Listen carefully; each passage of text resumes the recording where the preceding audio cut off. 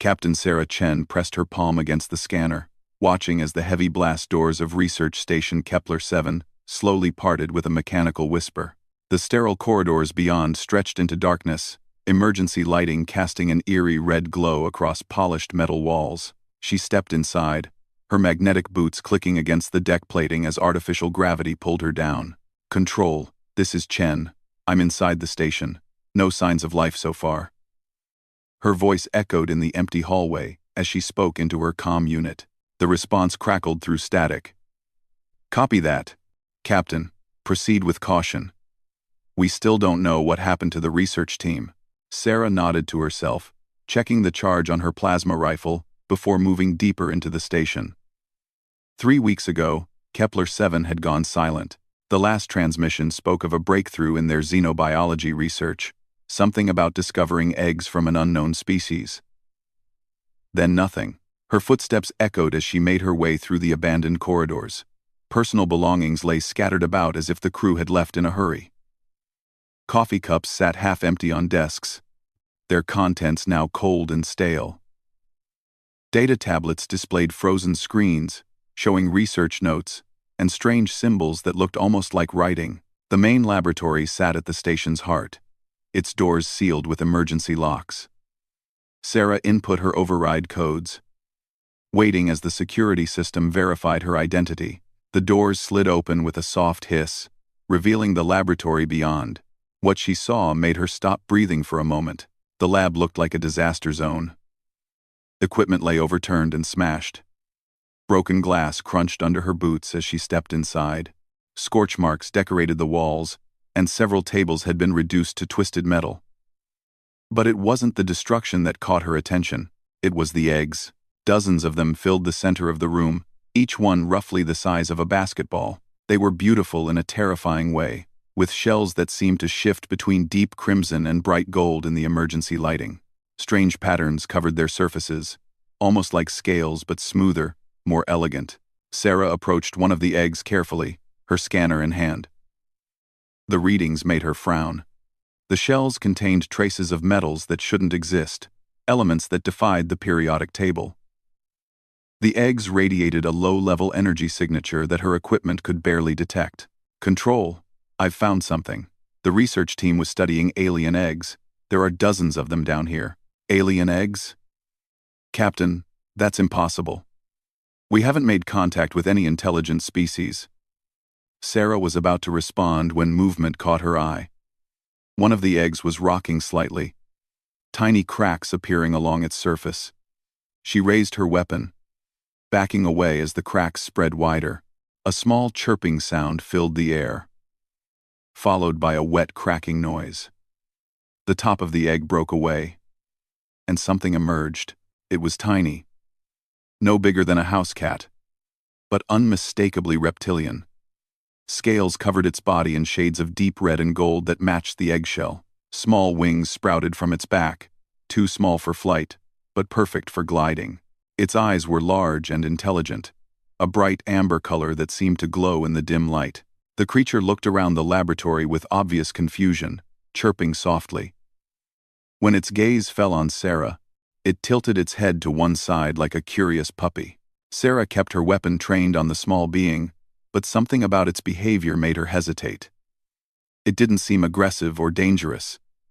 If anything, it looked lost and frightened. More eggs began hatching around the lab. Soon, a dozen of the small creatures filled the space, all chirping and calling to each other in a complex language of clicks and trills. They moved with grace despite their size, climbing over the wreckage with tiny claws that left no scratches on the metal. The first creature approached Sarah slowly, its head lowered in what looked almost like a bow. It chirped once, a sound that somehow conveyed both greeting and question. "Easy there, little guy," Sarah whispered, lowering her weapon slightly. "I'm not going to hurt you. I'm not going to hurt you." The creature seemed to understand her tone if not her words. It came closer, close enough that Sarah could see the intricate patterns on its scales. Each one was unique, like a fingerprint made of living metal. That's when she noticed something that made her blood run cold. Behind the creatures, partially hidden under an overturned table, lay a human body. The research station's uniform was torn and bloody, but the wounds looked old, already beginning to heal. Sarah moved closer, her scanner detecting a weak but steady heartbeat. The man was alive but unconscious, his breathing shallow but regular. Strange marks covered his exposed skin, but they weren't wounds. They looked more like tattoos, crimson and gold patterns that matched the creature's scales. Dr. Martinez? She recognized him from the station files. He was the lead xenobiologist, the one in charge of the egg research. His eyes fluttered open at the sound of his name. When he saw Sarah, relief flooded his features. Captain Chen, how long was I out? 3 weeks, doctor. What happened here? Martinez struggled to sit up, wincing as the strange markings on his skin seemed to pulse with their own light. The eggs. They weren't just specimens. They're children. Someone's children. Children? You mean these creatures are juveniles? Not just juveniles. They're infants. And their parents. Martinez looked toward the ceiling with fear in his eyes. Their parents are coming. As if summoned by his words, the station's hull rang like a bell struck by a massive hammer. The metal groaned under some tremendous pressure, and the emergency lights flickered. Sarah activated her comm unit. Control. We have a problem. I'm reading massive energy signatures approaching the station. Something big is coming. Captain, our sensors show 3 large objects dropping out of hyperspace. They're moving toward your position. Another impact shook the station. This one strong enough to knock Sarah off her feet. The small creatures around the laboratory began chirping frantically, their calls rising in pitch until they became almost painful to hear. They're calling their parents, Martinez said, his voice filled with dread. I tried to stop them from hatching. But once the process started, there was no way to prevent it. The parents will be able to track them across light years. Sarah helped Martinez to his feet, noting how the strange markings on his skin had begun to glow brighter. What are those marks, doctor? The bonding process. When the first egg hatched, the infant chose me as a surrogate parent. The others followed suit. These markings, they're some kind of genetic link. I can feel what they feel, understand their basic emotions. The hull rang again. And this time Sarah could hear something different in the sound. It wasn't random impacts. It was a pattern. Almost like knocking. They're not attacking, she realized. They're announcing themselves. Martinez nodded grimly. The Crimson Dragon Clan. That's what I call them. Based on their appearance and behavior. They're intelligent. Possibly more so than humans. And according to what I've learned from the bond, they consider their young to be sacred. Sacred how? Touching their children without permission is considered an act of war. Keeping them from their parents is punishable by the complete destruction of the offending species. Sarah felt her stomach drop. You mean they're here to destroy humanity? They're here to retrieve their young and punish whoever took them. The research team found these eggs drifting in space, probably lost from a damaged ship. We brought them aboard thinking they were just interesting specimens. The small creatures had gathered around Martinez and Sarah, their chirping taking on an urgent quality. One of them, the first to hatch, climbed up Martinez's arm to perch on his shoulder. It nuzzled against his neck with obvious affection. They've imprinted on you, Sarah observed. All of them. The bond works both ways. I can feel their emotions, their needs.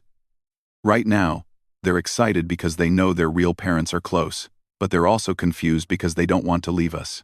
Another series of impacts echoed through the hull, but gentler this time, almost like a caress. Captain. Her comm unit crackled to life. The alien ships have taken position around the station. They're not firing, but our sensors indicate they're charging some kind of weapons array.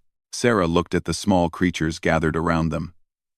They were beautiful and obviously intelligent, with expressive eyes that seemed to understand far more than their size would suggest. The thought of these being someone's children, someone's most precious possession, made her heart ache. Dr. Martinez, is there any way to communicate with the adult dragons? The bond might allow for basic emotional communication, but I've never tried to extend it beyond the infants. We need to try. If we can explain that we didn't know these were their children, that we meant no harm, maybe we can avoid a war. 1. Martinez closed his eyes, placing his hand on the small creature perched on his shoulder. The markings on his skin began to pulse in a steady rhythm, and the infant responded by chirping softly. The other creatures gathered closer, adding their voices to the first. The sound built into a complex harmony that seemed to resonate through the station's hull itself. Sarah watched in amazement as the lights in the laboratory began to pulse in time with the creature's calls and Martinez's markings. Energy flowed through the metal walls like living lightning, connecting the small beings to something much larger. "I can feel them," Martinez whispered, his voice filled with awe. "The adults. Their minds are vast, ancient. They're not just intelligent, Captain. They're wise, and they're very, very angry." The station shuddered as something massive settled against its hull. Through the laboratory's viewport, Sarah could see part of an enormous ship. Its surface was covered in the same scale patterns as the infant's, but each scale was the size of a building. The ship itself was easily 10 times larger than anything humanity had ever built. "They're asking for permission to board," Martinez said, his eyes still closed. "The bond is getting stronger. I can understand more of their communication. What should I tell them?" Tell them that we didn't know, that we thought the eggs were abandoned, and tell them that their children are safe and unharmed." Sarah activated her comm unit, switching to the station's external speakers. "This is Captain Sarah Chen of the Terran Federation. We extend greetings to the Crimson Dragon clan. We did not know these were your children. They are safe and ready to be returned to you." The response came not through the comm system but through the bond itself. Martinez translated, his voice taking on an otherworldly quality. "They say the whelps carry our scent. They say the bond has been formed and cannot be easily broken. They ask why their children smell of love instead of fear." "Tom," Sarah looked at the small creatures gathered around them. Despite the fear and uncertainty of the situation, she had to admit that the tiny dragons were adorable. Their curious nature and obvious intelligence made it impossible not to care for them. "Because we do care for them," she said aloud. "They're beautiful and intelligent. How could we not feel affection for them?" Martinez opened his eyes, looking at Sarah with surprise. "They heard you. The bond carried your emotions to them. They're confused. They expected to find their children imprisoned or harmed. Instead, they find them happy and well cared for." The small dragon on Martinez's shoulder chirped once, then spread its tiny wings and glided over to Sarah. It landed on her arm with the grace of a bird, looking up at her with bright, intelligent eyes. "I think it likes you," Martinez said with a smile. "The feeling is mutual." Sarah gently stroked the creature's scales with one finger. They were warm to the touch and incredibly smooth, like polished metal that had somehow learned to live. The station's hull rang again, but this time the sound was different. It was musical, almost like a song. "They're singing," Martinez breathed. "It's a welcoming song. They want to meet us." Sarah looked around the laboratory at the small creatures who had filled it with life and wonder.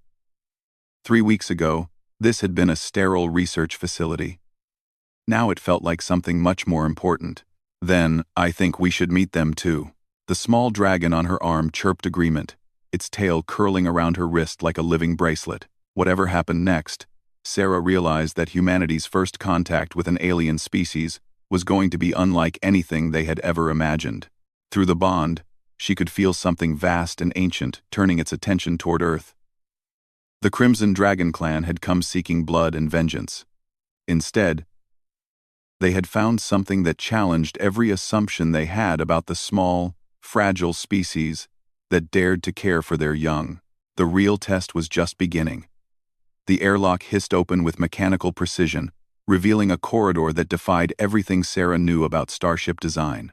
Instead of sterile metal walls, the passage was lined with what looked like living crystal that pulsed with soft, warm light. The air that flowed in carried scents of cinnamon and ozone, alien yet somehow comforting. Dr. Martinez stood beside her, the bond markings on his skin glowing steadily as the infant dragons chirped excitedly around their feet. The small creature on Sarah's arm tightened its grip slightly, not from fear but from anticipation.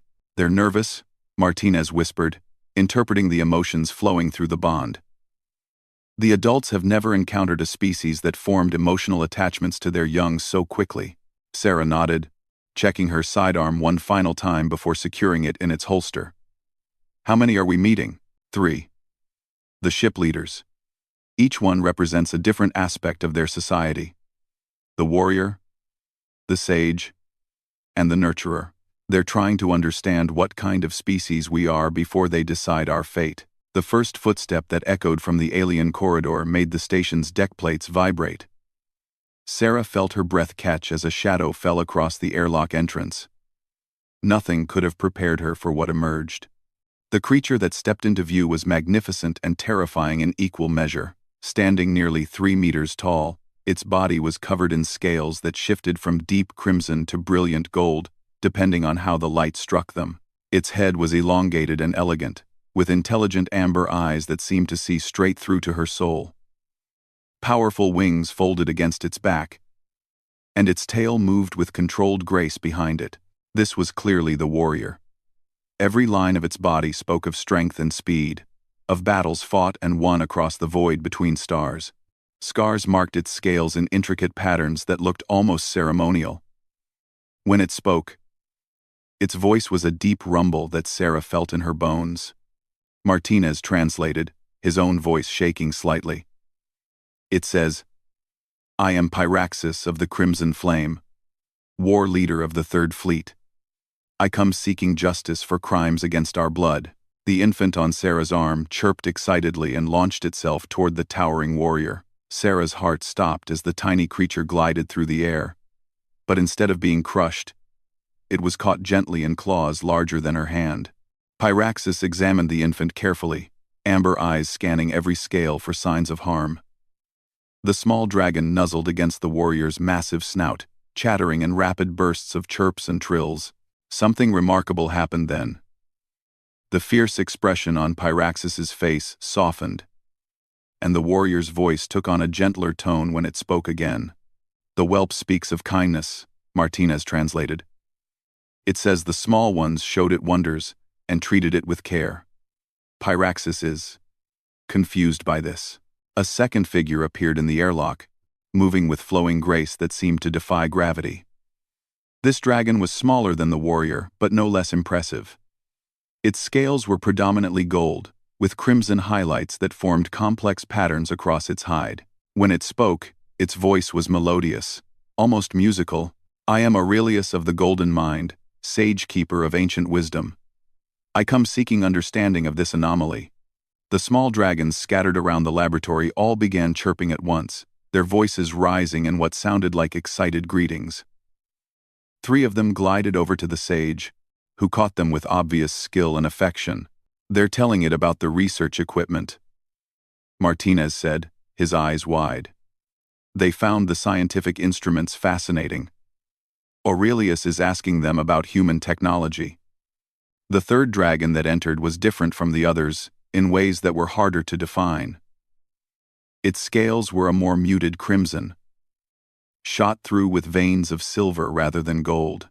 It moved with careful deliberation, and its eyes held depths of compassion that reminded Sarah powerfully of her own grandmother. "Materna of the Silver Heart, life-bringer of the clutch mothers, I come seeking the truth of how our children fared."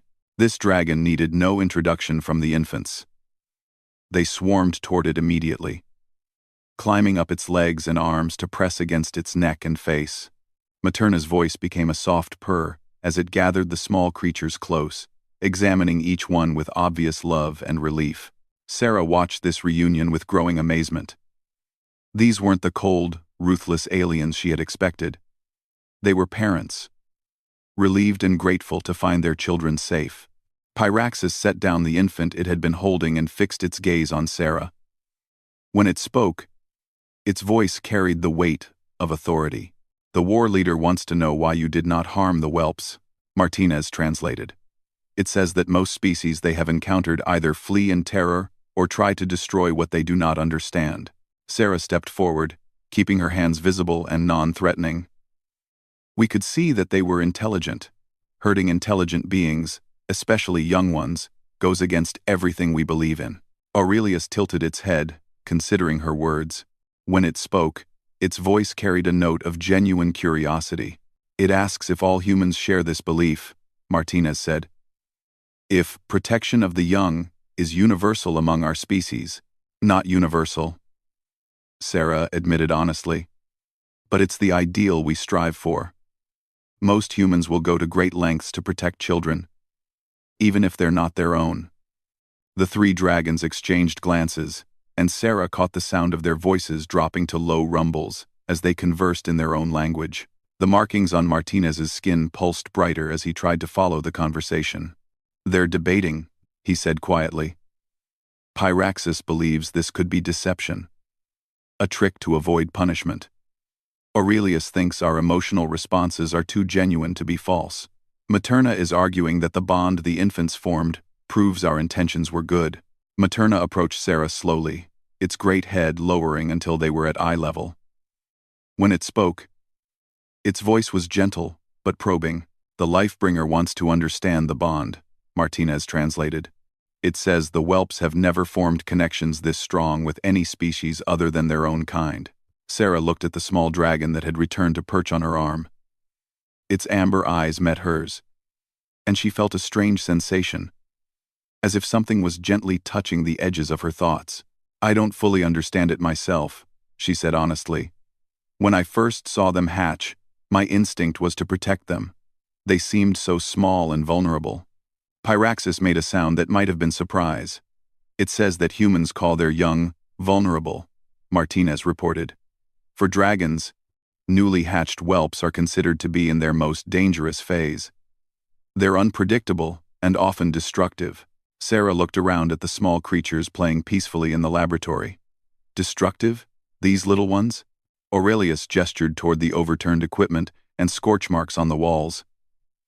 The sage is showing you the evidence. The whelps did this when they first hatched. They were frightened and confused. But you cleaned up after them, Materna added through Martinez's translation. You repaired what could be fixed and provided them with safe spaces to explore. Of course we did, Sarah said, genuinely puzzled. They were scared and in a strange place. Anyone would have done the same. The three dragons fell silent, and Sarah could feel the weight of their collective gaze. Finally, Pyraxis spoke, its voice carrying a note of something that might have been respect. The war leader says that in 3,000 years of contact with other species, no one has ever cleaned up after dragon whelps. Most civilizations demand compensation for damages and insist the young be removed immediately. That's... Sarah shook her head in disbelief. That's terrible. They're children. They don't know any better. Aurelius made a sound that Sarah was beginning to recognize as laughter. It says humans are either the most foolish species in the galaxy or the wisest. It hasn't decided which. Dr. Martinez suddenly stiffened, his hand going to his chest where the bond markings were brightest. Something's happening. The connection is getting stronger. The small dragons around the laboratory all stopped what they were doing and turned to look at the three adults. Their chirping became synchronized, rising and falling in complex harmonies that made the air itself seem to vibrate. Materna's eyes widened, and it spoke quickly to its companions. Their response was immediate and dramatic. All three dragons lowered their heads in what was unmistakably a bow. What's happening? Sarah asked, alarmed by the sudden change in behavior. Martinez's voice was filled with awe. The whelps are singing the song of adoption.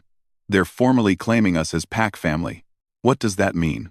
It means, Aurelius said, speaking directly to Sarah in accented but clear English, that they consider you to be dragonkin. Family, by choice, rather than birth. Sarah stared in shock. You can speak our language? We are quick learners, Pyraxis rumbled, its voice like controlled thunder. The bond your Dr. Martinez formed gave us access to basic human linguistic patterns. We have been listening and learning. The question now, Materna said, her voice warm and motherly, is whether you will accept the honor our children offer you. I don't understand, Sarah said. What honor? Aurelius spread one wing slightly, a gesture that somehow conveyed explanation. The song of adoption is sacred. When dragon whelps sing it, they are asking to expand their clutch family to include new members. It has never been offered to another species. And if we accept, then you become part of the Crimson Dragon clan, Pyraxis said. You would have the protection of our warriors, the wisdom of our sages, and the love of our nurturers. But you would also have responsibilities. What kind of responsibilities? Materna's eyes sparkled with something that might have been mischief. You would need to help raise the whelps. Dragon children require constant attention, education, and guidance. They are curious about everything and fear nothing. This can be challenging. As if to demonstrate the point, one of the small dragons discovered Sarah's comm unit and began investigating it with obvious fascination. Before she could stop it, the tiny creature had somehow activated the device and was chirping excitedly at the static-filled responses from the human fleet. They're talking to our ships, Sarah realized with alarm. Teaching them the human greeting songs, Aurelius observed with amusement. Whelps love to make new friends. Sarah could hear confused voices crackling through the comm, human operators trying to figure out why their communications were suddenly filled with melodic chirping. Control. This is Captain Chen. Please inform the fleet that the sounds they're hearing are friendly greetings. Captain, came the response. Admiral Morrison wants a full report. What's your status? Sarah looked around at the three massive dragons who had come expecting to wage war and instead found themselves negotiating adoption papers. Tell the Admiral that first contact is going better than expected, but we may need to revise our diplomatic protocols. Pyraxis made that sound of laughter again. Your species has much to learn about proper child rearing, but perhaps we have much to learn about acceptance and kindness. The small dragon with Sarah's comm unit had somehow figured out how to adjust frequencies and was now chirping what sounded suspiciously like a lullaby to the entire human fleet. Sarah could imagine the confusion on every bridge as officers tried to explain to their crews why their tactical channels were broadcasting alien lullabies. I think, she said slowly, that accepting this honor would be the greatest privilege humanity has ever received. The three dragons exchanged glances, and Sarah caught something that looked like relief in their expressions. Then let us sing the response song, Materna said. And let our species learn to grow together. As the adult dragons began a deep, harmonious melody that seemed to resonate through the station's hull, Sarah felt the small creature on her arm settle more comfortably against her neck. Through some connection she didn't fully understand, she could sense its contentment and joy. Humanity had expected their first contact with aliens to involve either conquest or diplomacy. Instead, they had become babysitters to the galaxy's most powerful species. Sarah couldn't help but smile at the absurdity of it all. The real adventure was just beginning. 6 months after first contact, Earth had become the galaxy's most unexpected tourist destination, not for its scenic beauty or cultural landmarks, but because it was the only planet where dragon whelps could be seen playing peacefully with an alien species.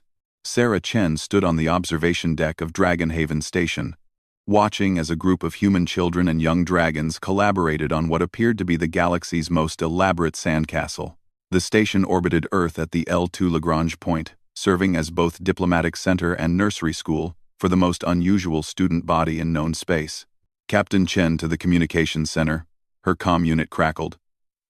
Priority message from the Galactic Assembly. Sarah sighed, giving the playground one last fond look before heading inside. In the 6 months since the adoption ceremony, representatives from 47 different species had requested permission to observe the human dragon phenomenon.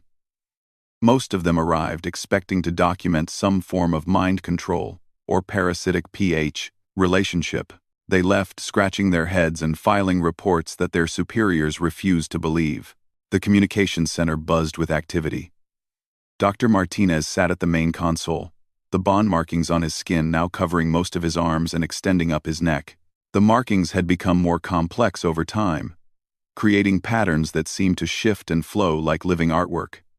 What's the word from the assembly? Sarah asked. Martinez grinned, gesturing to the holographic display. The Zephyrian Collective just submitted a formal request to establish their own adoption program. They want to know if human child-rearing techniques can be taught to other species. Sarah shook her head in amazement. What did you tell them? That they're welcome to observe, but there's no technique involved. We just treat the whelps like children, instead of dangerous weapons. Through the station's viewports, Sarah could see the massive dragon ships that now formed a permanent escort around Earth. The Crimson Dragon clan had initially intended to stay only long enough to retrieve their young. Instead, they had established a forward base and were actively recruiting human families to participate in their child-rearing programs. Any word from Pyraxis? Sarah asked. Martinez's expression became thoughtful. The war leader is dealing with some pushback from the other dragon clans. Apparently, not everyone is happy about the alliance. What kind of pushback? Before Martinez could answer, the lights in the communications center dimmed and a familiar harmonic rumble filled the air. Through the bond markings, Martinez was receiving a direct communication from one of the adult dragons. Pyraxis is requesting permission to bring someone aboard, he translated. Someone important who wants to meet the humans personally. Sarah felt a chill run down her spine. How important? Chromaxis the Eternal. First voice of the dragon sovereignty. The dragon equivalent of an emperor. The air in the room seemed to grow heavier. Sarah had heard stories about Chromaxis from the other dragons. Ancient beyond measure. Powerful enough to crack planets. And famously intolerant of species that threaten dragon interests.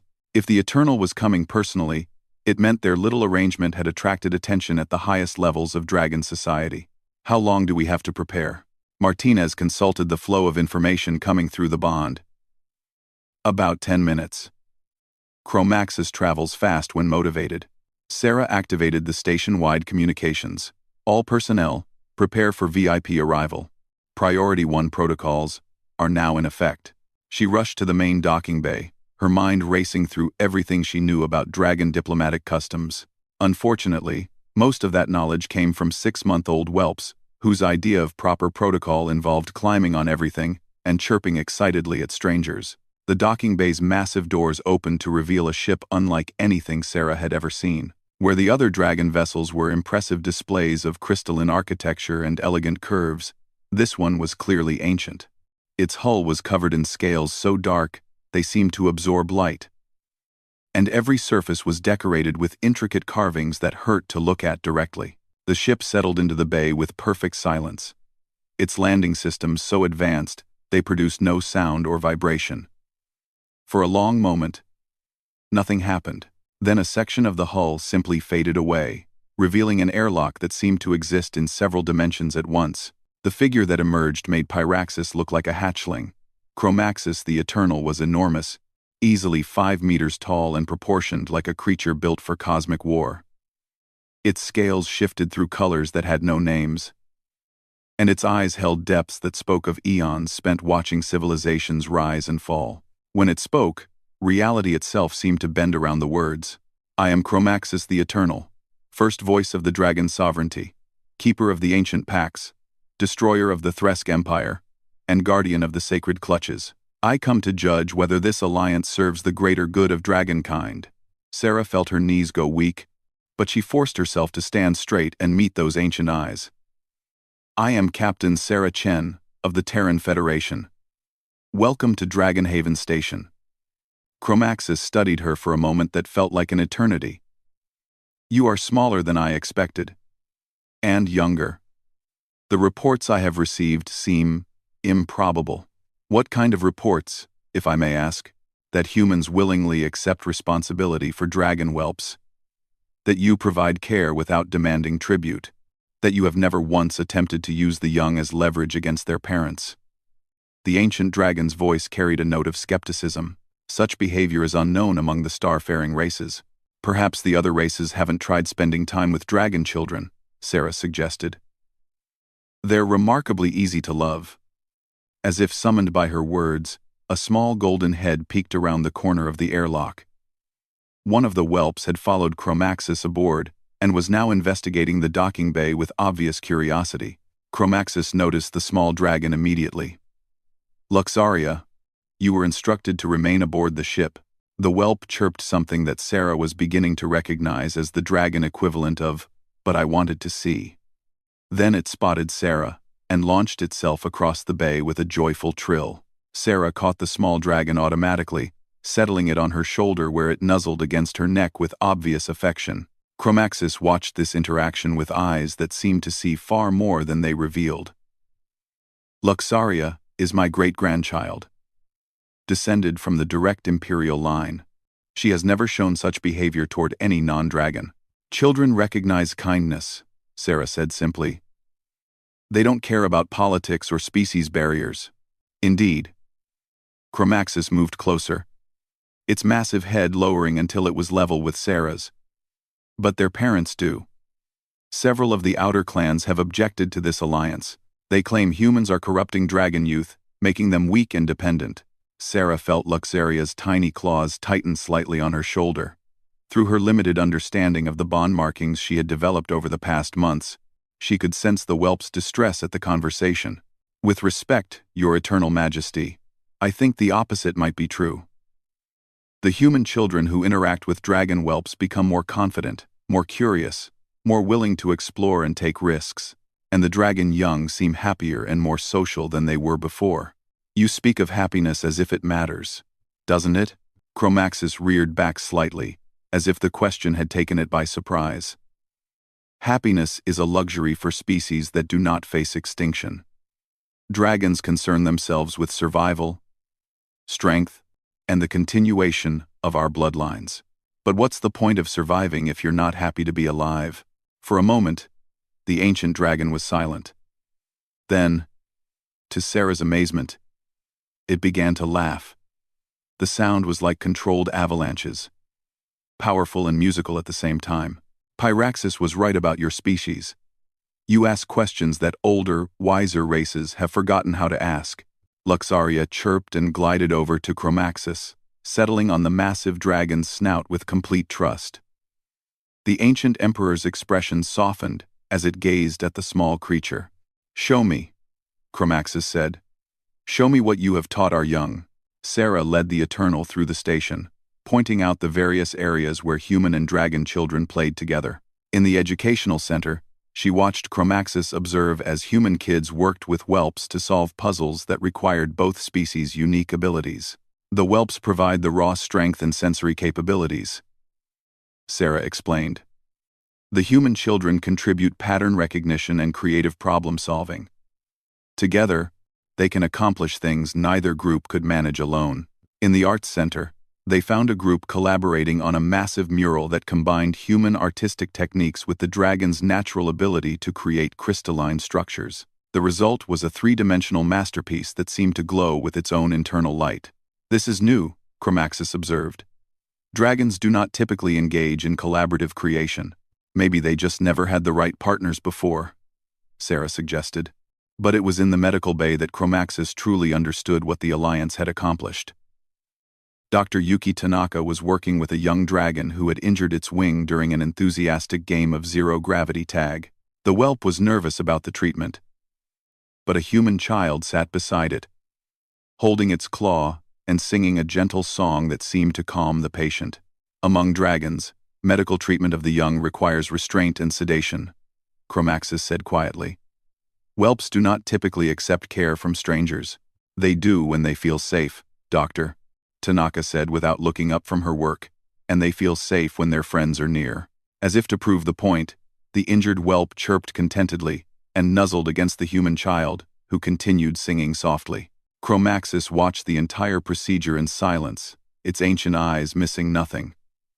When it was finished, the dragon child glided over to thank both the doctor and its young human friend with enthusiastic chirping. "Remarkable," the Eternal murmured. "In 3,000 years, I have never seen a whelp volunteer for medical care. Children are resilient," Sarah said. "They adapt to new situations much faster than adults. Perhaps humans simply understand something about childhood that we had forgotten." They made their way back to the observation deck, where the mixed playground was in full swing. Human children and dragon whelps were engaged in what appeared to be an elaborate game that involved building structures, knocking them down, and then rebuilding them in new configurations. "What is the purpose of this activity?" Chromaxis asked. "Fun," Sarah said simply. "They're playing." Playing. The ancient dragon seemed to taste the word. "We have no equivalent concept in our language." "Really? How do dragon children learn?" "Through structured training exercises designed to develop combat effectiveness and survival instincts." Sarah watched as one of the human children helped a small dragon figure out how to balance blocks in an impossible-looking tower. "And how do they learn to be happy?" Again, Chromaxis fell silent. Finally, it spoke, and its voice carried a note of something that might have been sadness. "They don't. Happiness is not considered a necessary survival trait, but it could be a useful one," Sarah pointed out. "Happy children are more creative, more cooperative, more willing to try new things. They grow up to be adults who can solve problems in unexpected ways, like forming alliances with species they were sent to destroy." "Exactly like that." Chromaxis lowered its great head to study the playing children more closely. "The objecting clans believe this alliance will make dragons weak." "What do you think?" "I think," the ancient dragon said slowly, "that strength comes in many forms. And perhaps the ability to find joy in simple things is a strength we have neglected for too long." Luxaria chirped from her perch on Sarah's shoulder and glided back to Chromaxis. The massive dragon caught her gently, and for a moment, the expression on its ancient face was remarkably similar to that of any grandparent watching a beloved child play. "I have made my decision," Chromaxis announced. "The alliance will not only continue, it will be expanded. I am establishing a new position within the dragon's sovereignty. Ambassador of Joy. Its first holder will be responsible for teaching other dragon clans what has been learned here." "Who will hold the position?" Sarah asked. Chromaxis looked at her with what might have been amusement. "Why, you, of course. Captain Sarah Chen. First non-dragon ambassador in our history." Sarah felt her jaw drop. "I'm honored, but I'm not qualified to be an ambassador to an interstellar empire. You are qualified to understand that children need love as much as training. That is a lesson worth spreading across the galaxy." As if the universe wanted to emphasize the point, a cheer arose from the playground. The human and dragon children had successfully completed their impossible tower, and were celebrating by climbing all over it together, their laughter and chirping blending into a symphony of pure joy. Chromaxis watched them for a long moment, then spoke in a voice filled with wonder. "In all my centuries, I have never heard dragons laugh. I had forgotten it was possible." "Children are excellent teachers," Sarah said. "If you let them, indeed. And perhaps old dragons can learn new songs after all." As the ancient emperor prepared to return to its ship, Luxaria chirped something that made Chromaxis pause. "What did she say?" Sarah asked. "She wants to know if she can stay here and continue playing with her human friends." "What did you tell her?" Chromaxis's expression was unreadable. "I told her that home is where your family is. And it appears her family has grown considerably." As the massive dragon ship departed, Sarah remained on the observation deck, watching the children play. In the distance, Earth turned slowly in its orbit, unaware that it had become the center of a revolution that would change how an entire galaxy thought about childhood, happiness, and the meaning of family. The Crimson Dragon clan had come seeking blood and vengeance. Instead, they had discovered something far more valuable: the sound of their children's laughter, and the knowledge that some bonds are stronger than anything forged in fire and starlight. The future stretched ahead, full of possibilities that no one could have imagined when those first eggs hatched in a lonely research station. And somewhere in the vast darkness between the stars, other species were beginning to wonder if there might be a different way to raise their own young. The greatest revolution in galactic history had begun with a simple question: what if we tried kindness instead of conquest? The answer, as any child could have told them, was written in the sound of joyful laughter echoing through the void.